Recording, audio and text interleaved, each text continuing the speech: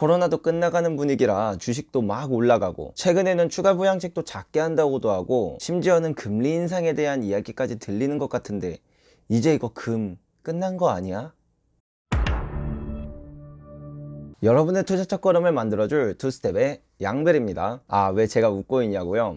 사실 최근에 금과 은에 있어서 꽤 큰 가격 변동이 있었죠. 저는 이전부터 지금까지 계속 이 본질에 집중해라, 우리가 금과 은을 샀던 그 본질에 집중하라고 여러분들께 말씀드렸었는데, 그렇기 때문에 사실 이 가격에 내 마음이 흔들리는, 그것 때문에 진짜 팔까 말까까지 고민하는 그런 분들이 지금까지 계실 줄은 사실은 몰랐습니다. 그 정도로의 괴리가 있는지를 최근에 댓글을 보면서 많이 깨달았고, 그래서 좀 급하게 이렇게 영상을 찍어보게 됐는데요. 일단 여러분 한 분 한 분의 마음을 지켜드려서 정말 성공적으로 팔 수 있는 그 시점까지 같이 갈 수 있는 게 저의 책임이다, 저의 몫이다 라고 생각해서 지금 이슈가 되고 있는 주제에 대해서 한번 다뤄보겠습니다. 최근에 금값과 은값이 많이 떨어졌었죠. 그거의 근본적인 원인을 한번 생각해보면, 첫 번째, 코로나가 끝났으니까 위험자산 선호 현상이 일어났다. 두 번째, 추가 부양책이나 금리 인상 등 우리가 기대했던 것보다는 통화 공급이 약할 것이다. 이 두 가지의 측면 때문에 금값과 은값이 많이 떨어지고 상대적으로 이제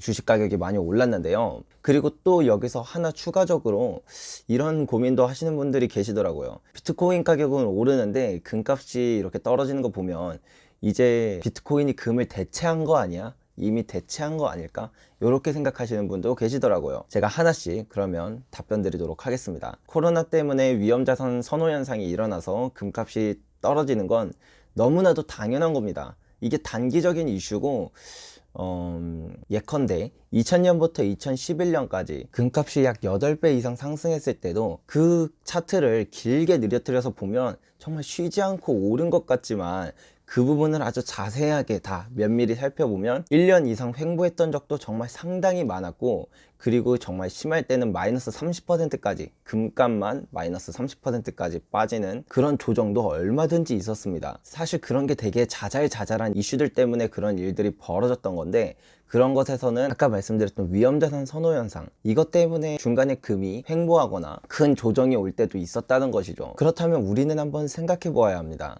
우리가 금리가 인하한다고, 우리가 추가 부양책을 한다는 이유만으로 금을 샀었나요? 제가 금값을 움직이는 가장 본질적인 원인이 딱 두 가지라고 말씀드렸었죠. 금의 생산량과 실질금리.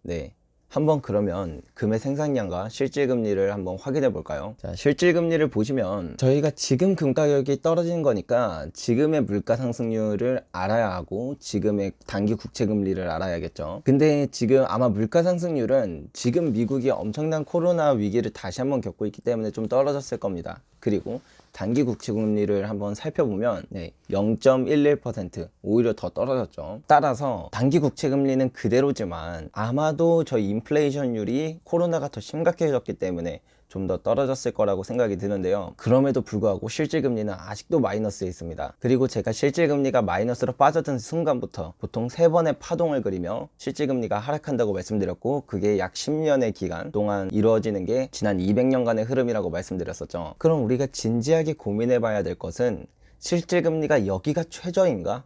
를 고민해 보셔야 되는 겁니다. 앞으로 더 오를까? 앞으로 더 내릴까가 아니라 지금이 최저인가? 이걸 고민하셔야 된다는 거죠. 추가 부양책이 어쩌고 금리가 어쩌고 이게 아니라는 겁니다. 그러면 한번 생각해 볼까요? 실질금리는 지금이 최저인지, 자, 실질금리는 어떻게 하면 떨어진다 그랬고 어떻게 하면 오른다 그랬죠? 금리가 움직이던가 혹은 물가 상승률이 움직여야 되죠. 지금 상황에 금리 인상을 이야기하는 사람이 분명 어딘가는 존재하지만, 경제 상황이 악화될 때는 조금 금리가 빠르게 움직인 경향이 있지만, 그럼에도 불구하고 금리는 항상 물가보다 후행합니다. 물가 상승률이 급격하게 떨어진다면 그것을 보고 금리를 조절하죠. 또한 경제가 너무 화랑이라 물가 상승률이 정말 폭발적으로 증가하는 게 너무 가시적으로 보인다면, 그리고 이제는 통제해야겠다는 그 임계점에 도달했을 때가 돼서야 금리를 올리게 됩니다. 그래서 우리가 한번 금 가격이 올랐던 시기, 1970년부터 1980년, 그리고 2000년부터 2011년을 보시면 그 10년 동안 위기였을까요? 아니죠. 오히려 경제가 엄청난 화랑일 때 금 가격이 올랐다는 겁니다. 여러분이 지금 엄청난 큰 오해를 하고 계세요. 제가 금은 안전자산이다, 이렇게 말씀드리지 않거든요. 사람들의 잘못된 통념 같은 거예요.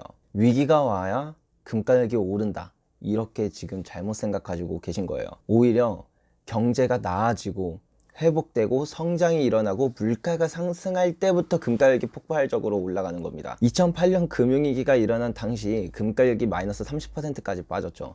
하지만 경제가 회복되고 물가 상승률이 올라가는데 금리는 바닥에 머물러 있으니까, 그러니까 금가격이 2011년까지 더욱더 폭증했던 것입니다. 제가 생산량을 통해 매도 시점을 잡았던 것은 2년 이상 횡보하거나 2년 이상 오르거나 이 두 가지의 경우입니다. 한 가지 확실한 점은 2020년은 2019년보다 훨씬 못 미치는 생산량이라는 것이죠.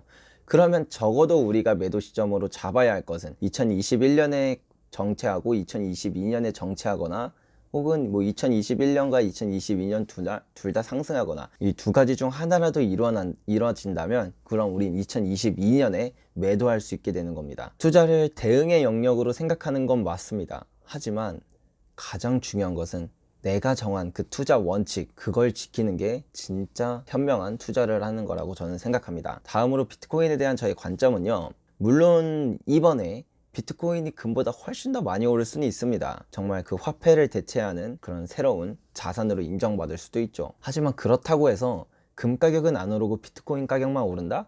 이건 상당히 모순되는 것 같습니다. 지난 5,000년간 돈으로서 인정받아왔고, 항상 이렇게 똑같은 시기, 실질 금리가 마이너스로 빠지고 생산량이 줄어드는 이 시기에, 즉 화폐의 가치가 무차별적으로 떨어졌던 이 시기에 그걸 항상 금이 대체해 줬었죠. 그 몫의 상당 부분을 좀 혁신적인 자산으로 비트코인이 대체할 수는 있을지도 모릅니다. 하지만 그건 저희가 알 수 없는 부분이지만, 한 가지 확실한 점은 비트코인이 금보다 더 많이 오를 수는 있지만 그렇다고 금이 안 오르진 않는다. 금보다 많이 오를 수는 있지만 금이 안 오르는 게 아니다 라는 것이죠. 예컨대 수백 년간 사람들의 교통수단으로 인정받았던 자전거가 있습니다. 어느 날 이것보다 좀 더 혁신적인 전동 킥보드가 시장에 출시되었다고 생각해보죠. 근데 갑자기 이 1인 대중교통이 엄청나게 곽광을 받는 시기가 온다면, 이 혁신적인 전동 킥보드 때문에 자전거 판매량이 조금 덜 오를 수는 있지만 그렇다고 자전거 판매량이 정체되거나 혹은 후퇴되지는 않겠죠. 즉 우리가 비트코인을 한번 이런 관점으로 생각해 보아야 합니다. 얘가 정말 금보다 더 많이 오를지, 얘가 정말 금을 대체해서 더 혁신적인 자산으로 인정받아 금보다 더 많이 오를지 아닐지는 저희가 알 수 없습니다. 그 누구도 그 결과를 미리 알 수는 없죠. 근데 그럴 수도 있겠다라는 가능성에 어떻게 보면 베팅을 한 겁니다. 차라리 저는 그냥 뭐 조금 덜 오를 수는 있겠지만 확실하게 오를 수 있는 그 자산인 금과 은에 투자하는 게 베팅이 아닌 진짜 투자를 하고 있다고 생각합니다. 오늘은 정말 갑작스럽게 이렇게 찍게 돼서 조금 정리가 덜 된 부분도 있긴 한데요, 그래도 이 영상이 여러분들의 투자에 심리적 안정감을 주는 영상이 되었기를 바랍니다. 오늘도 영상 끝까지 시청해 주셔서 정말 감사합니다. 이상으로 투스텝의 양벨이었습니다.